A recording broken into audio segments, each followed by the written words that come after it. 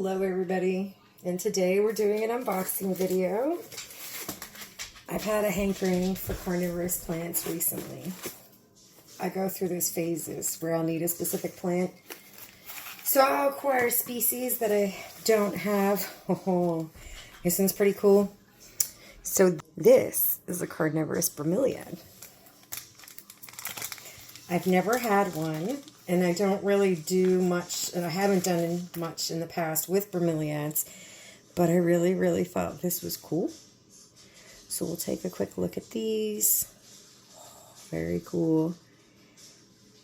Look at the center. So in the center is where they will get trapped, bugs will get trapped, and they will be digested. Oh, cute roots. Lovely packaging. All right, I will definitely... I'm going to look at the other plants, but this, so far, so good. So far, this seller is off to a good start. So far, this seller is off to a good start with packaging and care. I'm loving this. Very nicely done. Nice attention to detail. The paper towel is still moist because they put them in a paper bag.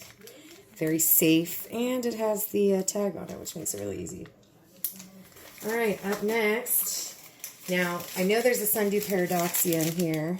All right, so we got a penangula plant, aka a butterwort. Now, this looks like the packaging I've come to expect from a lot of shippers, just in paper towel. So I'm wondering if I shouldn't switch. For carnivorous plants in the past, I have shipped them in the soil mix that I use, but now I've seen multiple sellers in the carnivorous world doing the paper towel thing, and they certainly seem like they'd be safe. Oh, look at her.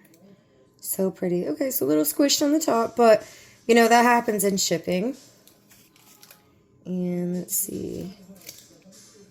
I mean, you know, a little dried out. It's okay. It's okay. This packaging has kept it safe. It's not particularly rooted, but it is exactly as it was pictured. And pinks don't have a ton of roots to begin with, so I'm sure it will be just fine once we pot it up. I still want to see my paradoxia. All right. Oh, that's right. So I wanted to get one of each kind of carnivorous plant whenever I'm buying off of a new company or a supplier of any sort, whether it be a small supplier or a bigger supplier. I like to get a variety of what they have to offer to get the best idea what their quality is across the board. So often I'll just buy a smattering of not even necessarily super rare, but sometimes just things that caught my eye. And this was one. I love Venus flytraps very much.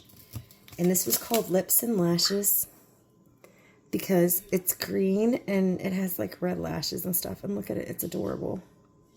So freaking cute. So freaking cute. All right, so far, I'm pleased with how everything looks, which means the last plant has to be the paradoxia. The whole reason I ended up finding this seller.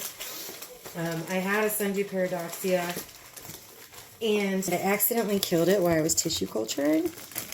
So I'm going to wait until this new one grows a lot, and I have extras before I try and tissue culture it. Oh, but look, there's a bunch in here. See, now this is similar to how I would normally ship pretty much all my carnivores. It's in the pot and in the soil. The soil is taped down. This is an interesting way to use the Dixie cup. I usually just use a dome over it, but this is perfect. Look at that. There are so many little... I'm not even going to open this one up. I'm going to wait until I get there, but look how many little paradoxia there are. I'm so excited. All right, and that was my plant mail for today.